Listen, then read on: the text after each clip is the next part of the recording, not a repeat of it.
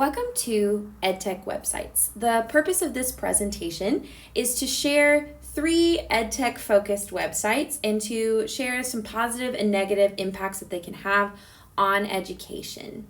So let's get started.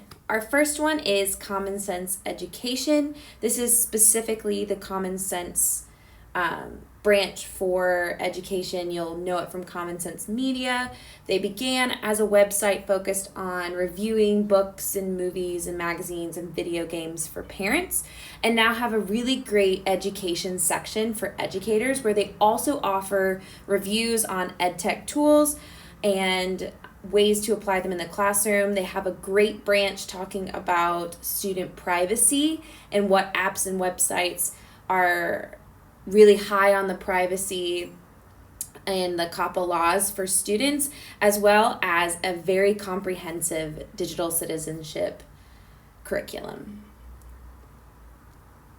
So, some positives about this: it's easily accessible, it has high quality resources for educators on digital citizenship, so those can be found on easily online with lots of different topics, and they're also geared specifically to different age levels. And so as they talk about the basic tenets of digital citizenship, they tailor it to elementary students, middle school students, high school students by grade level. And so students will get to interact with the same topics, and it builds year after year after year, giving students a really comprehensive view of digital citizenship and how it applies to their lives today. First grade students interact with technology differently than middle school students or high school students. And so it's important that they have ways that are applicable and relevant and meaningful to them so they can already be practicing good habits.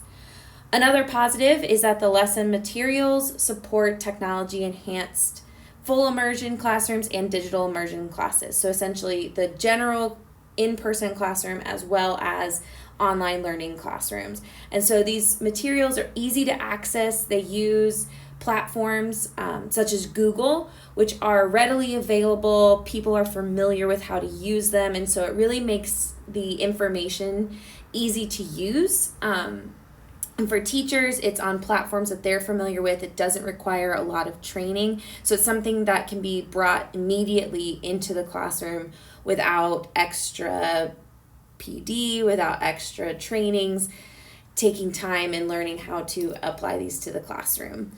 They also have digital and print tools. They also offer letters that can be sent home to parents and keep them in the loop.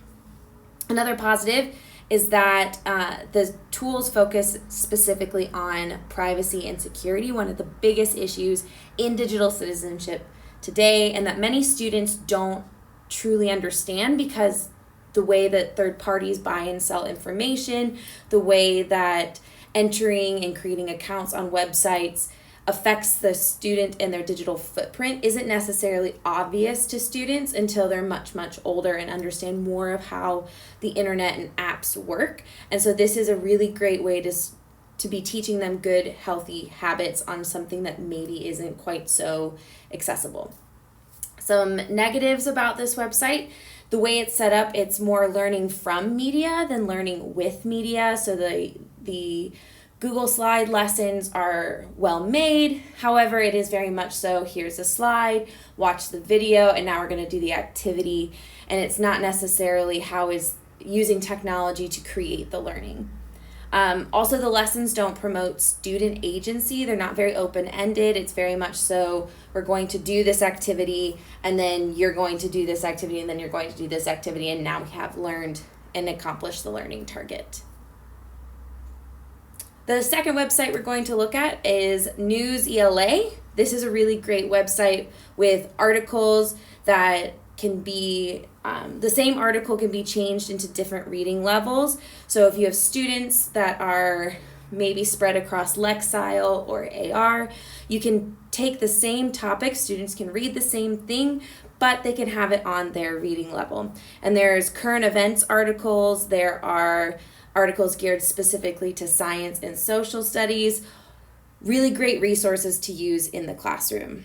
So some positives about this It does address specific problems in education and offers opportunities for personalized learning. So this tech tool isn't just something new and flashy and like, hey, we're going to use this to change education. There's a specific purpose in mind. It creates great opportunities for teachers to differentiate learning. It also gives students access to information. So we've got some elements of connectivist learning theory there.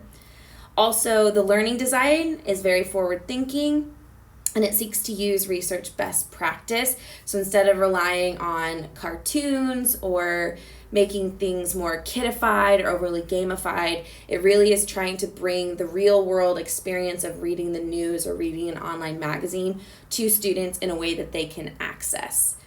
Some negatives: there are some privacy concerns with this website. It does require students to have an account and to enter information. It also the website isn't very clear on how users could potentially interact with each other. And so it does take a little bit of time on the teacher's part to demonstrate to students how they should be acting safely on this website. The third website we're going to talk about is Ditch That Textbook.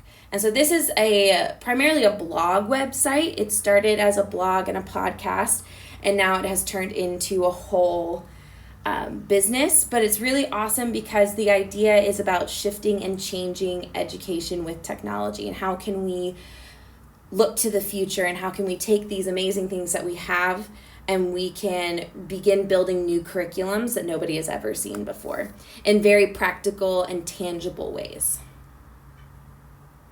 So positives: the articles are geared towards building student and teacher agency in the classroom. So it's all about how can we personalize the learning, how can we differentiate the learning, how can we take the student learning profile into account.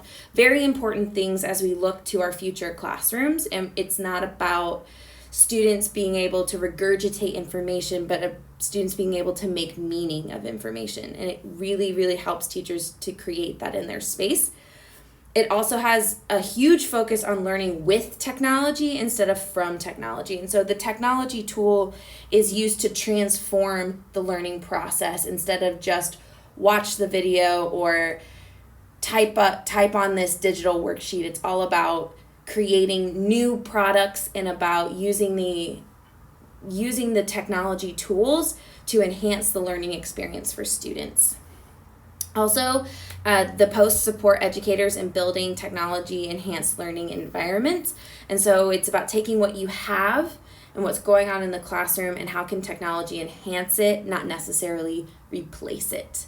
Some drawbacks or negatives to this: it's very focused on the EdTech tool, very Google focused instead of the educational problems. So you'll find many posts are focused on top 10 tools or top 10 ways to add this tool into your classroom, which are really great, especially if you are trying to figure out a specific tool. But it does take away from how we want to shift evidence-based research and the focus of evidence-based research into the learning experience and the learning theory itself. So those three websites are really great tools for you to be using in the classroom and to enhance your teaching. And thank you for watching.